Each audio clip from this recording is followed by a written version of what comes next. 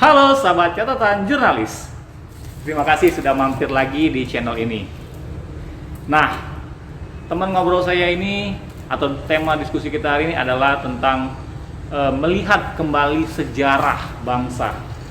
Salah satunya ada di Provinsi Sumatera Selatan, di mana pada saat itu ada seorang pemimpin, gubernur pertama di Sumatera Selatan yang memang memiliki latar belakang seorang pejuang. Di nasional pun namanya dicatat sebagai pahlawan nasional. Dia adalah Adnan Kaufau Ghani, atau kita lebih mengenalnya dengan AK Ghani. Nah, sekarang sudah ada bersama saya teman ngobrol saya hari ini adalah Bunda Yanti. Apa kabar Bunda Yanti? Baik, sehat, alhamdulillah. Oke, Bunda Yanti, apa nih kesibukan sehari-hari ini? Karena museum baru buka hari ini, jadi alhamdulillah Eja udah bisa ketemu kita hari ini, walaupun janji-janji sudah berapa kali. Terima kasih Eja udah datang ke Museum AK Ghani. Tentunya selalu ingin mengenalkan museum ini dengan lebih luas jangkauannya dari tingkat kota, provinsi, insya Allah nasional, alhamdulillah.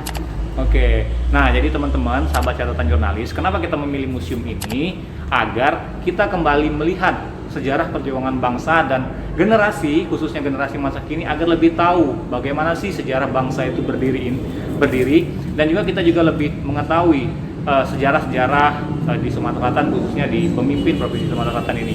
Nah, ngobrol-ngobrol soal museum nih sama Bunda Yanti. Bunda Yanti bisa bercerita sedikit nggak sih, apa sih yang latar belakang nih Bunda ini membuat sebuah museum AK Ghani ini? Terima kasih aja. Museum AK Ghani ini didirikan pada tanggal 17 Januari 2004. Karena begitu almarhum Ibu Masura meninggal, kita ingin melestarikan peninggalan-peninggalannya, jangan sampai hilang atau habis atau mungkin berbagi gitu kan.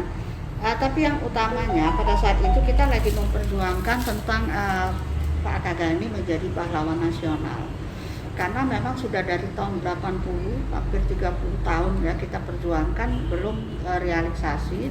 Karena Pak AK Ghani ini dianggap bukan putra daerah. Jadi orang-orang pada saat sudah ketiga kalinya mereka sidang, akhirnya ada salah satu budayawan mengatakan, cobalah katanya, apa sih yang melatar belakangi Pak AK Ghani untuk kita kekeh untuk menjadi beliau pahlawan nasional. Ya. Memperjuangkan beliau itu untuk menjadi tokoh pahlawan nasional. Iya, karena memang itu harus sidang berapa budayawan, politikus, anggota DPR, Pangdam, pejabat provinsi, gubernur itu kan. Jadi semuanya terlibat di dalam sidang tersebut. Akademisi, karena orang Jakarta itu kan cuma menandatangani apa yang ada. Yang terlintas dari sini, dokumen-dokumen dari sini, karena mereka kan yang tahu kan cuma orang Palembang tentang Pak AK Ghani. Akhirnya kita buka dokumen semua, dibuka dokumen semua, forum terbuka lah Bunda. Ya, dibuka dokumen, akhirnya mengeluarkanlah semua barang-barang AK Ghani gitu. Akhirnya kita bercerita pada itu almarhum kakak Bunda Pak Iskandar, kenapa kita tidak bikin museum? Karena untuk melestarikan, ini kan barang-barang Pak AK Ghani banyak, koleksinya ya Bunda. Ya, daripada jadi gudang, dan rumah ini juga tidak ada yang nunggu karena kita masing-masing sudah punya rumah. Akhirnya terbentuklah, akhirnya orang pada percaya bahwa Pak AK Ghani itu benar-benar berjuang di Sumatera Selatan gitu kan. Karena memang dia itu dari kecil dibawa oleh bapak ibunya menjadi guru di Sugiwaras, dan dia lahir dan besar di situ. Bapak ibunya juga dimakamkan di situ. Kalau ibunya dimakamkan di Padang, kalau bapaknya dimakamkan di situ. Di Sugiwaras. Iya, di Sugiwaras. Jadi kan orang tahu bahwa benar bahwa Pak AK Ghani ini walaupun dia bukan putra daerah, tapi dia benar-benar memperjuangkan Sumatera Selatan. Jadi dengan adanya benda-benda bersejarah, benda-benda yang dia lakukan pada zaman perang, dari baju, dari sepatu pada saat itu, ada keker dan mobil. Iya, mobil ini Bunda. Ya, ini mobil pada saat itu Bunda belajar mobil dari mobil ini. Iya. Pada tahun 70. Tahun berapa Bunda mendapatkan mobil Jeep Willys ini Bunda? Bunda itu ya semenjak lahir ini udah ada sebenarnya. Memang sudah ada Jeep ini Ya, sejak jadi Bunda ini- lahir. Sekarang usia Bunda berapa? 57. 57 tahun. Mobil ini sudah ada waktu Bunda lahir sudah ada mobil jadi ini. berarti kan ini dibawa perang ini. Satu di sini, satu yang di Subkos, Museum Subkos, ini Jenggeland, yang sana Tarzan. Jadi yang sekarang lagi direnovasi sama rombongan Teman-teman Ican juga komunitas ini. ya, komunitas Untuk Jeep Ican ya. terima kasih selalu berinteraksi dengan Museum Akagani dan teman-teman yang lain juga. Oke, luar biasa. Ya, Ada satu pesan tuh. karena untuk- banyak sekali orang cinta pada Museum Akagani dari Pak Chandra yang selalu terus memberi support. Jadi Dinas Pariwisata dan Kebudayaan Provinsi, juga Dinas Kebudayaan Kota Palembang. Jadi rekan-rekan dari Cagar Budaya, jadi semua mendukung Museum Akagani sebenarnya. Cuman memang alhamdulillah mereka sudah mempromosikan juga dari IAH Jakarta. Promosi tentang Akagani sudah alhamdulillah, memang kita perlu media itu, Iya, media benar. itu media cetak maupun elektronik itu memang kita rangkul.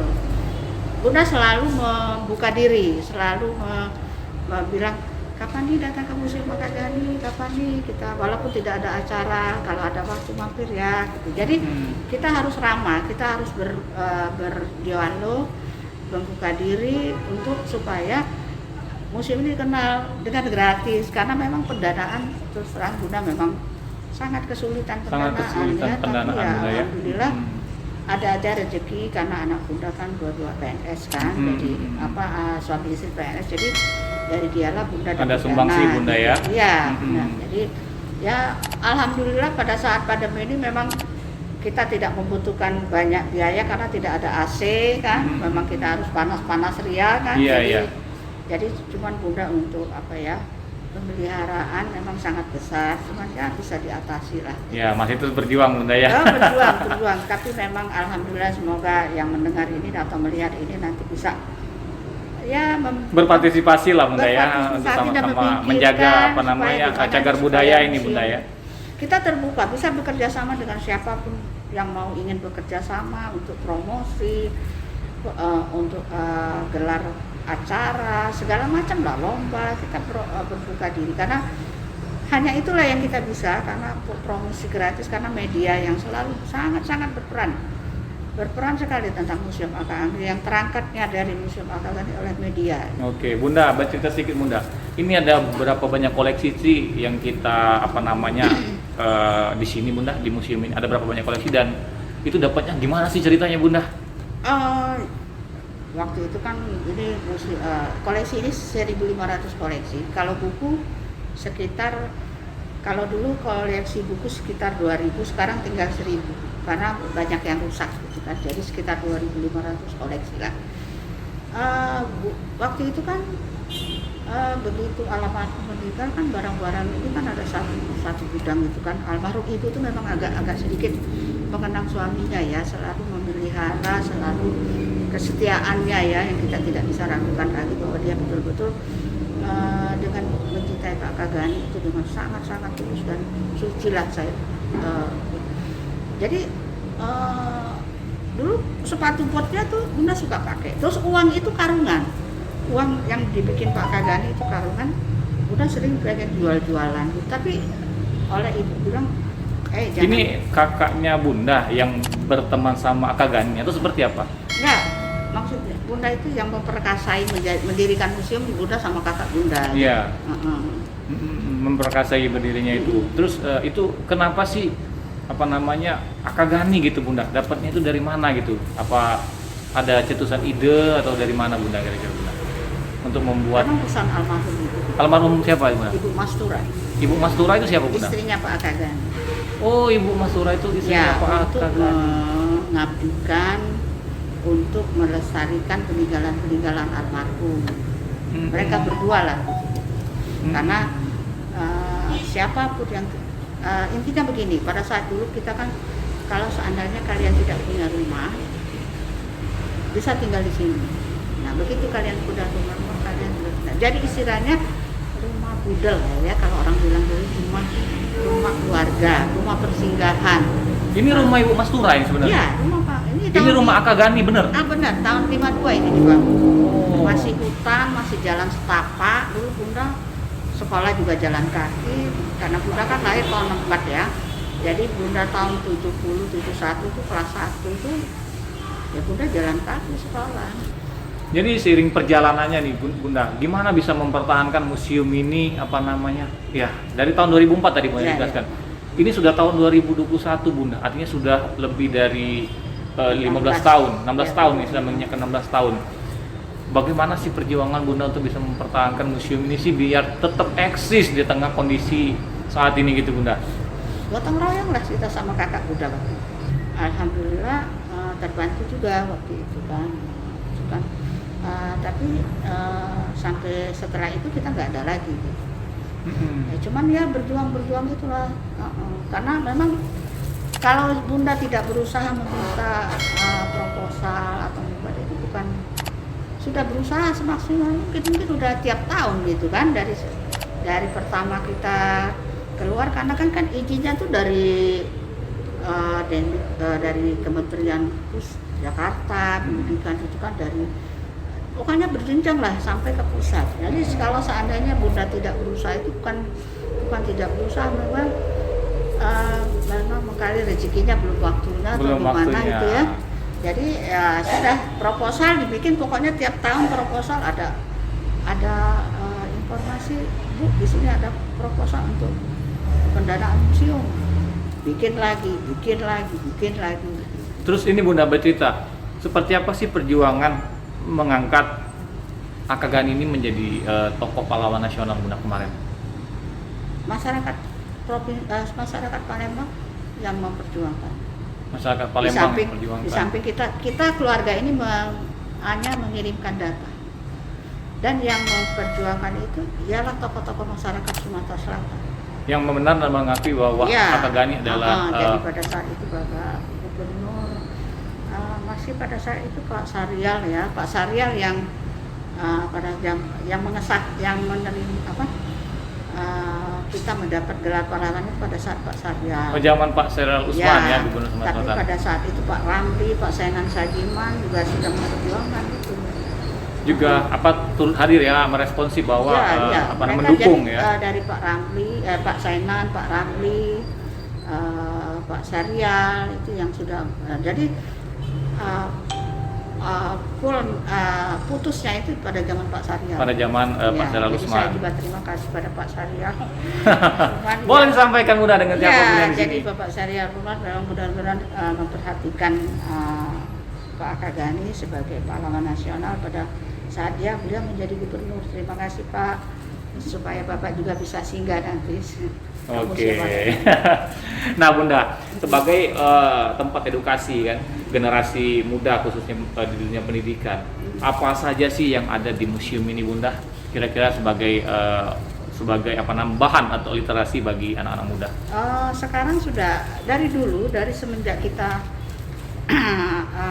semenjak kita berdiri pada tahun 2004 itu, 2006 itu sudah banyak penelitian di sini.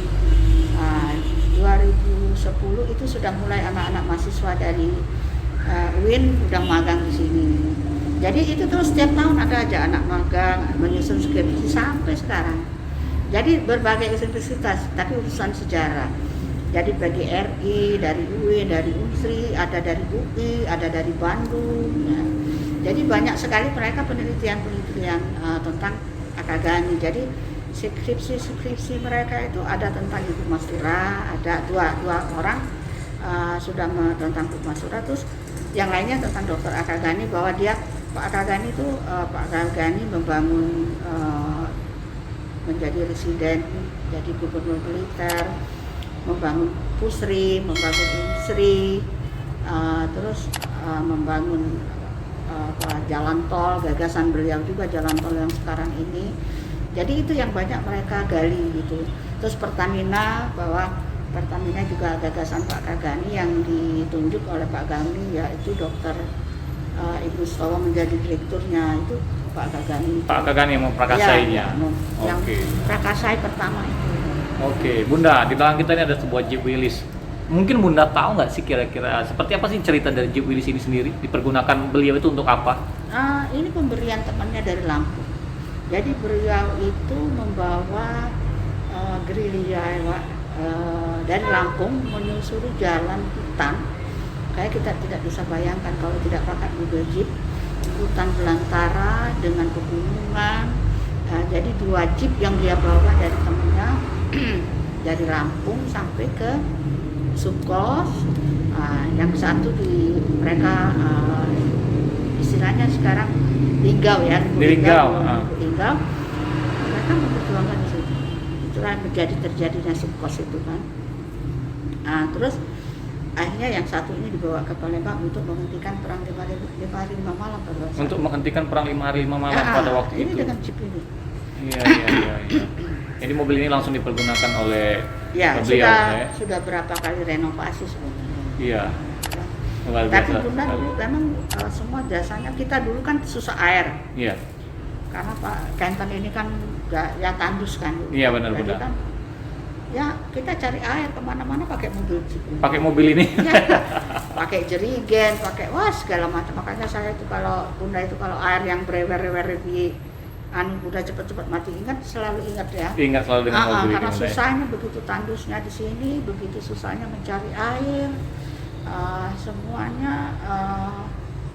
Sekarang tapi makanan seperti itu, ubi kita tanam sendiri segala macam sayur itu malah Sudah menjadi terbiasa, sehat, Bunda, ya? menjadi Sudah sehat, terbiasa ya, dengan hal karena tersebut, tanpa ya. pestisida, tanpa pengawet, tanpa apapun itu kan. Oke, Bunda, boleh disampaikan nih kepada generasi milenial dulu nih Bunda, sebelum kita kepada pemerintah ya, kepada generasi milenial khususnya anak-anak yang SMA ataupun kuliah saat ini terkait museum ini, silakan diperkenalkan.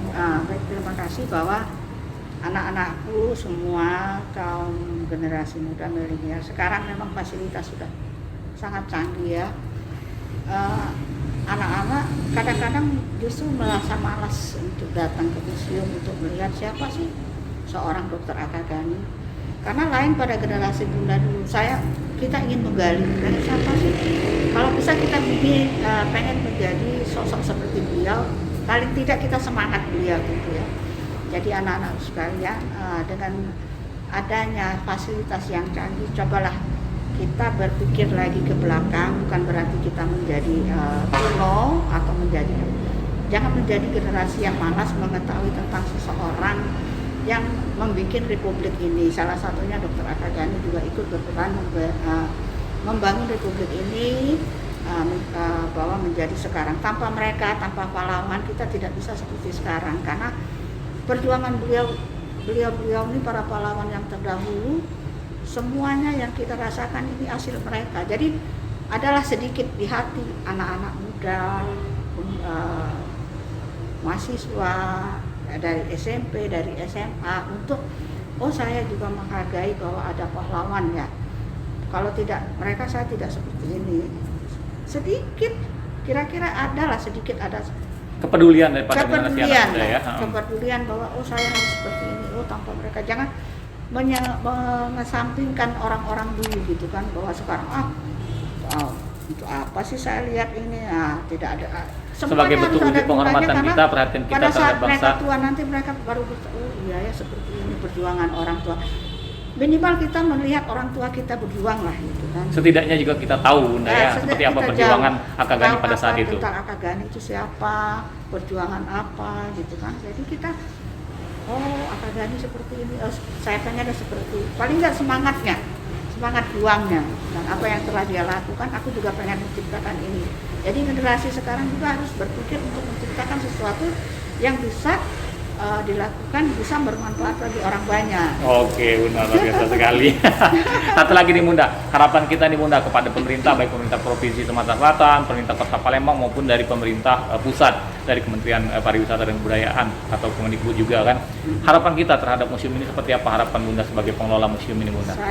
Harapan saya memang semoga museum ini menjadi satu edukasi ya, sebagai satu literasi juga, karena di sini banyak buku-buku, sebagai juga untuk panduan pariwisata. Jangan cuma yang lain tentang makanan, tentang tentang wisata lain. Saya kepengennya museum juga menjadi satu promosi untuk menjadi kunjungan wisata begitu kan. supaya orang-orang lebih mengenal, dan juga saya minta memohon kepada pemerintah juga untuk membantu kami pendanaan. Kami tidak minta yang besar-besar, cuman untuk renovasi, untuk kegiatan sehari-hari begitu per bulan gitu kan. Kami juga harus membayar tukang sapu, membayar tukang kebersihan lingkungan ya. Kalau Bunda, sekarang kan budaya jadi tukang sapu, jadi direktur, jadi apa ya, jadi bersih-bersih ya, tapi tidak apa-apa, itu namanya pengabdian lah gitu kan. Mungkin bapak-bapak pejabat provinsi maupun kota mungkin bisa membantu tentang mungkin ini sebenarnya aset Pemda lah sebenarnya ini kan, juga aset kota gitu kan, untuk bahwa Akagani bukan cuma punya keluarga, punya masyarakat provinsi, kota Palembang juga nasional. Oke Bunda, baik. Nah, kawan-kawan sahabat catatan jurnalis, sudah kita mengetahui bahwa seperti apa sih latar belakang berdirinya Museum Akagani ini. Museum Akagani ini bukan hanya sekedar museum, tapi banyak cerita, histori, sejarah perjuangan bangsa ada di sini. Nah, kamu generasi milenial, sebagai bentuk penghormatan kamu, sebagai bentuk perhatian kamu terhadap bangsa dan negara Indonesia ini, tidak ada salahnya jika kamu berkunjung ke Museum Akagani ini. Dan untuk pemerintah juga, semoga dengan video ini ke depan, baik pemerintah pusat, pemerintah provinsi Sumatera Selatan maupun pemerintah kota Palembang dapat sama-sama bersumbangsi, memberikan kontribusi agar dapat sama-sama menjadikan museum ini sebagai tempat yang bisa bermanfaat bagi orang banyak. Saya Riza Palevi, terima kasih dan sampai jumpa.